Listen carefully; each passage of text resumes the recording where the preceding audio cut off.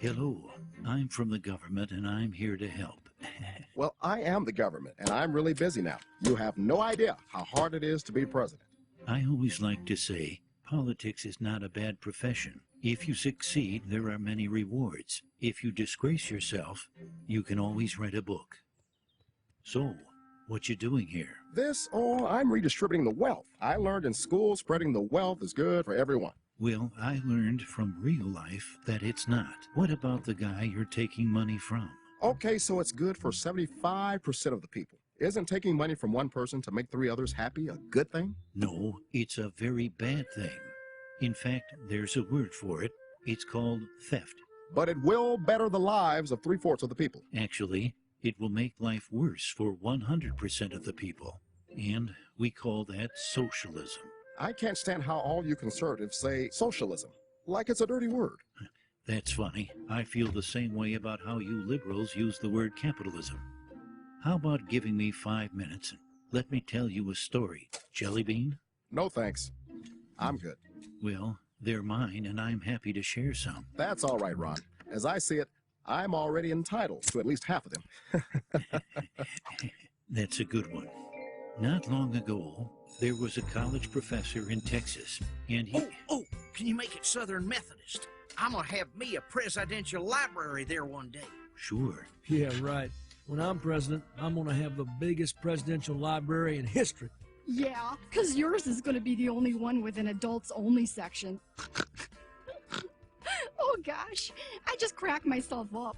So, the professor was teaching one day when one of his students came up with what he thought was a brilliant idea. Professor, on behalf of the entire class, I would like to go on record and say that socialism works. It gets rid of the upper and lower class. No one is rich and no one is poor. We would all work hard and we would share everything. Oh, man. Yeah, go us. Sounds wonderful. We'll be able to have private jets, right?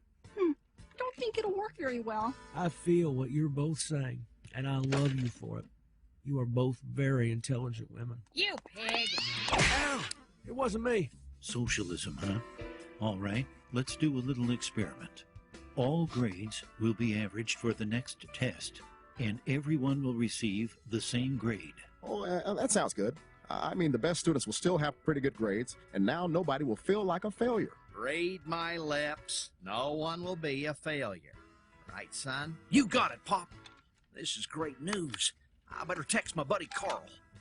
Red Rover, Red Rover. No need to send those answers over. Yeah, you probably would have got caught anyway. I wish I had that on tape. So the time came to put the experiment to the test. It didn't seem like much changed. Maybe 1 or 2 had doubts. A very good question. Very direct, and I'm not gonna answer it. Here, I smoked it, but I never inhaled. I know, you're not a criminal, right? I have inhaled and exhaled everything. Well, class, the results are in. Everyone got a B. What? All right, go us! Bill, this is all your fault. I demand a recount. Hey, this is perfect. My average just went up. No child left behind, right? What are you discussing? I'm very confused. The students who had studied hard were upset, while the students who had studied very little were happy. But when the next test rolled around, the students who had studied little studied even less. And the ones who had studied hard decided, since they couldn't make an A, they wanted a free ride. So they also studied less. The second test average was a D. No one was happy.